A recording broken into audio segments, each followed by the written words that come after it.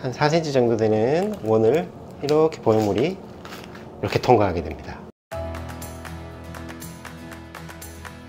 안녕하세요 여러분, 라비안 성형외과 김상호 원장입니다. 보통 성형외과에 가슴 수술 상담을 하러 오시게 되면 보형물 샘플들을 보시게 되는데요, 실제 수술에 사용되는 보형물을 언박싱해서 보여드리려고 합니다. 박스 외관부터 살펴보겠습니다. 일단 이 보형물이 어떤 보형물이다 라는 것을 표시하기 위한 부분이 있습니다. 멘토 메모리 겔이라는 보형물이고, 멘토 메모리 겔 중에서도 가장 최근에 출시된 익스트라라는 상품입니다. 표면이 매끄러운 재질이고, 모더레이트 플러스는 이 두께가 두껍지도 않고 얇지도 않고 미디움 정도의 두께와 직경을 가진 보형물이다 라는 말이고, 그리고 350cc는 보형물의 볼륨을 이야기해 주고요. 시리얼 넘버는 이 보형물의 주민번호하고 같습니다. 보형물 ID 카드에도 이 시리얼 넘버 스티커를 붙여서 환자분한테 제공을 하게 될 겁니다. 표면에 비닐 포장이 안 뜯겨 있습니다. 이 비닐 포장을 뜯고 종이 박스를 열면은 이중으로 멸균 포장이 되어 있습니다. 수술하는 과정에서 뜯어보면은 이게 사용됐던 제품인지 새 제품인지 분명하게 알 수 있겠죠.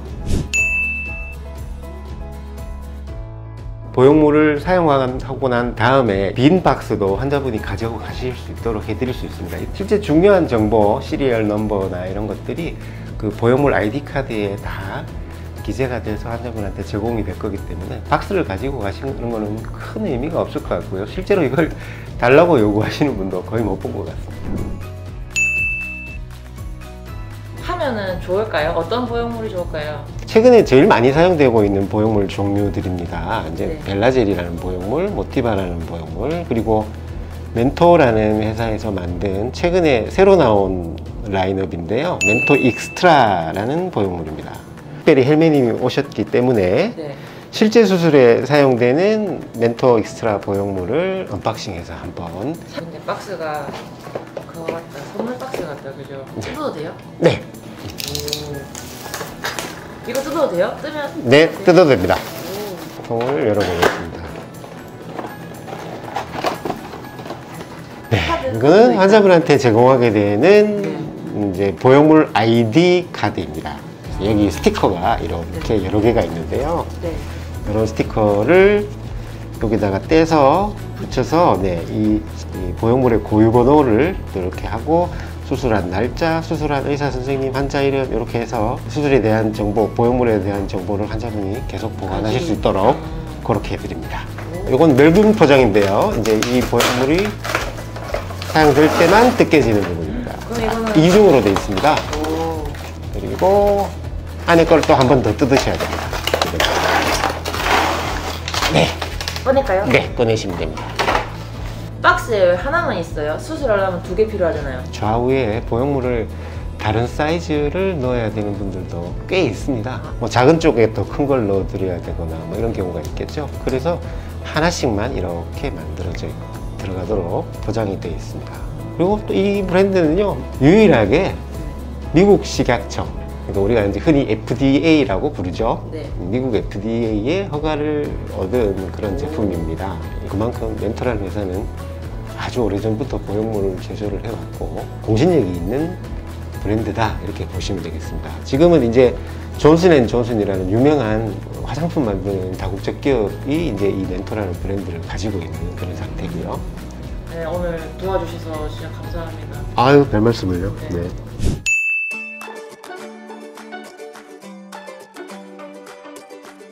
저희가 수술을 할 때 환자분이랑 상담 드렸던 볼륨을 딱 한 가지 보형물만 준비해서 들어가진 않습니다. 그래서 최종 보형물을 넣기 전에 이제 식염수로 이렇게 만들어진 포켓을 부풀려 볼 수 있는 사이저라는 장치가 있거든요. 식염수를 우리가 이제 목표했던 볼륨을 한번 채워봅니다. 방금 아까 개봉한 것처럼 이 실제 사용될 보형물의 개봉은 수술의 거의 최종 단계에 임박해서 이 보형물의 멸균 상태를 유지하기 위해서 마지막에 풀어서 삽입을 하게 되어 있습니다. 이렇게 큰 보형물을 이제 통상 한 4 내지 4.5cm 정도 되는 절개를 통해서 넣어야 되는데요. 과거에는 이렇게 손으로 이렇게 굴려서 넣었는데, 이렇게 하다 보면은 좀 큰 보형물들에는 너무 이 겉껍질에 손상을 주게 될 확률도 드물게 있고요. 넣을 때 시간도 좀 오래 걸리고, 절개창을 굉장히 강한 힘으로 벌려야 되기 때문에 이 우리 몸의 피부나 이런 데 자극이나 손상을 주는 경우도 있었습니다. 그래서 요즘은 이 깔때기 같이 생긴 삽입 장치를 이용을 해서 주로 보형물을 삽입을 합니다. 네, 이제 보형물을 삽입할 준비가 됐습니다. 이제 보형물을 개봉해서 이 삽입하는 깔때기처럼 생긴 기구에다가 넣고, 이제 절개 창이 대략 한 4 내지 4.5cm 이렇게 벌리면 직경 뭐 한 4 내지 4.5cm의 원이라고 생각하시면 되겠죠. 그 원을 이 350cc짜리 보형물이 이렇게 통과해서 우리가 만든 포켓으로 이렇게 들어가 줘야 됩니다. 그래서 그걸 한번 시뮬레이션 해보면요, 한 4cm 정도 되는 원을 이렇게 보형물이 이렇게 통과하게 됩니다. 보형물은 우리가 만들어 놓은 포켓에 남게 되고, 이 절개창은 봉합을 해서 수술을 끝내게 되겠죠. 보형물을 이렇게 누르는 힘으로 터뜨리기는 힘듭니다.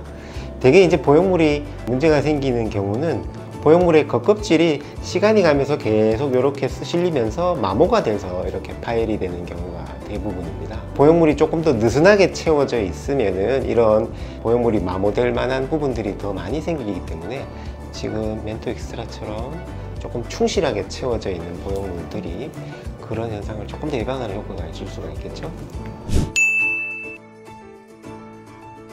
아주 심각하게 겉껍질이 훼손이 된 경우에는 모양이 일그러지는 경우도 있을 수 있습니다만, 대개는 환자분들이 알지 못하는 경우가 대부분입니다. 근데 이제 보형물이 이렇게 한번 겉껍질이 파열이 되게 되면은 구형구축, 그러니까 딱딱해지는 현상이 거의 대부분 따라오기 때문에 환자분들은 촉감이 나빠졌다, 모양이 조금 일그러졌다, 이런 것들 때문에 와서 검사 받으시다가 발견하시게 되는 경우가 더 많습니다.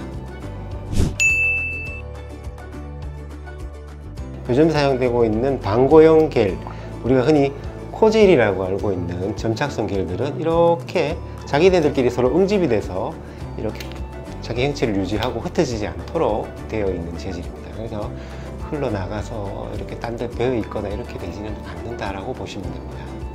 네, 오늘은 멘토 익스트라라는 보형물을 개봉을 하고 수술하는 과정, 뭐 삽입하는 장면, 이런 것들을 보여드렸습니다. 이상 내용이 유익하셨다면 좋아요와 구독 부탁드립니다.